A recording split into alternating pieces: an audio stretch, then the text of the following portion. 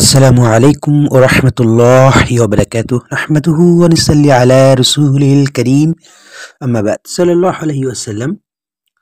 আজকে আমরা যেটা গুরুত্বপূর্ণ যে অংশটা নিয়ে আসছি সেটা অবশ্যই আমাদের জানা দরকার, এবং সেই সঙ্গে আমার চ্যানেলকে যারা সাবস্ক্রাইব করেনি অবশ্যই চ্যানেলকে সাবস্ক্রাইব করে নেবেন এবং কমেন্ট বক্সে জানিয়ে দিবেন।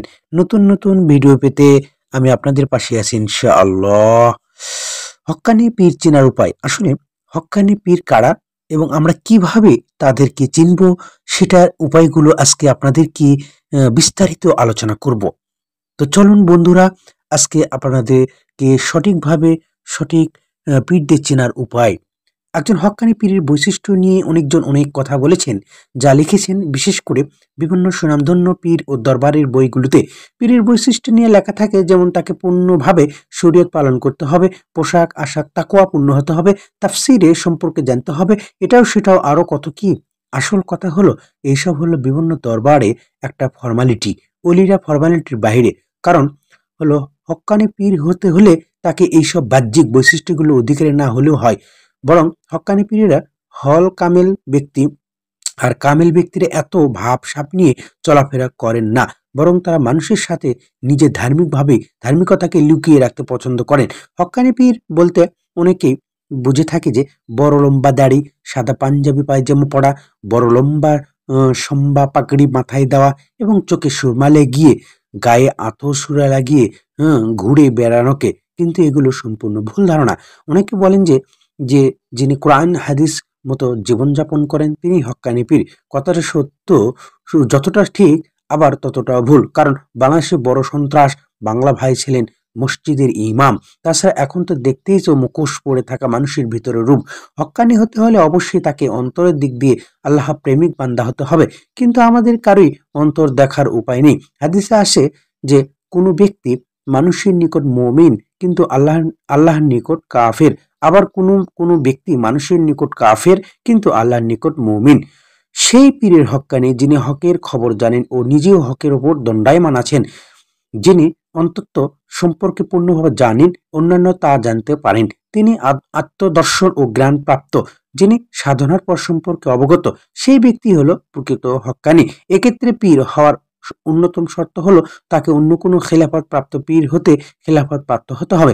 এক্ষেত্রে অনেক সময় অনেক অলি আল্লাহর কাছে আশিক হয়ে থাকেন, ফলে আর পীর ধরেন না। এটা ভুল, কারণ আশিক হওয়া আর বায়াত হওয়া এক বিষয় নয়। তাছাড়া সকল ওলি পীর নয়, তারা যে খেলাফত প্রাপ্ত নয় কিন্তু কামিল ওলি, তাদের আশিক হয়ে থাকে, কিন্তু তাদের কাছে বায়াত হওয়ার বিধান নেই।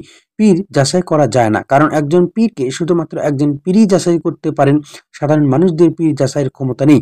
বাহ্যিক চালচলন দেখে কখনো হক্কানি ব্যক্তিকে চেনা যায় না। এই জন্যে অনেক সময় দেখা যায় মুরিদ হওয়ার পর তার ভক্তেরা বুঝতে পারে যে তারা ভুল ব্যক্তির কাছে বায়াত হয়েছে। এখন অনেকেই বলতে পারেন যে তাহলে হক্কানি পীরকে চিহ্নিত করতে বায়াত কিভাবে হব?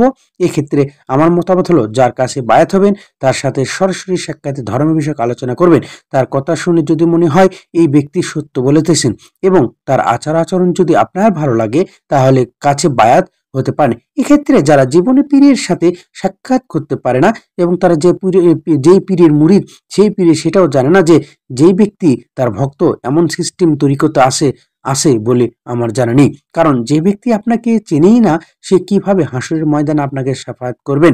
তাছাড়া শুরুর তাছাড়া গুরুর ভজনা করতে হয়, যাকে দেখেন না তার সেবা কিভাবে করবেন আপনি? মাইকে ওয়াজ করে আর ওজিফার বই দিয়ে যারা ভক্ত পালন করে তাদের বিষয়ে আমি মন্তব্য করতে চাই না, কারণ মারফাত গোপন বিষয়, তা মাইকে আর বইতে প্রকাশ করা যায় না। তাই এসব পীরের কাছে বায়াত হবে যে আপনাকে সরাসরি শিক্ষা দিতে পারবেন। তাছাড়াও এক মন প্রেম হয় না, প্রেম করতে দুই মন লাগে।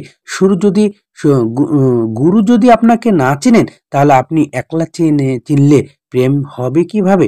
এখন যখন বায়াত হয়ে যাবেন তখন আপনি পীরের ভিতরগত বিষয়গুলো জানতে পারবেন। বায়াত হওয়ার পর বুঝতে পারবেন সে কি ভণ্ড নাকি হক্কানি। হক্কানি হলে তার পায়েরই করে কটিয়ে দিতে হবে বাকি জীবন। আর ভণ্ড হলে তাকে সাথে ত্যাগ করে অন্য একজন হক্কানি পীরের সন্ধান করে তার কাছে পুনরায় বায়াত হবে। হক্কানি পীর চেনার উপায় নেই, তাই সরাসরি আলোচনার মাধ্যমে শুধু অনুমান করা যাবে এই ব্যক্তি কতটুকু হকের সংবাদ ও তথ্য তালিম জানেন। তাই সরাসরি সাক্ষাতে কথা না বলে বায়াত হওয়া বোকামি ছাড়া আর কিছুই হবে না। আপনার পীর যদি আপনাকে আত্মজ্ঞানে পরিপূর্ণ করতে, মনের অন্ধকার দূর করতে না পারেন, তাহলে তার কাছে তা থাকাটাই আপনার জন্য বোকামি। বরং আপনার উচিত ভালো কারো কাছে পুনরায় বায়াত হওয়া, যিনি আপনাকে জ্ঞান দান করে মনের অন্ধকার দূর করতে পারবেন। হক্কানি ব্যক্তির বাহির থেকে চেনা যায় না, একমাত্র প্রেমের সম্পর্ক স্থাপন হলেই তারা ধরা দেয়। তাই কোনো সাধক তার গানে বলেছিল, আসল মানুষ মনেও চোর, সে বস্তু করে প্রেম নগর, তাকে যায় না ধরা প্রেমিক বিহনে। আসলে সুন্দর কথাটা, সুন্দর মনের, সুন্দর সবকিছুই। তাই হক্কানি পীর চিনতে পারা খুব কঠিন জিনিস। তাই আমাদেরকে অবশ্যই দুটো জিনিস আমল করতে হবে।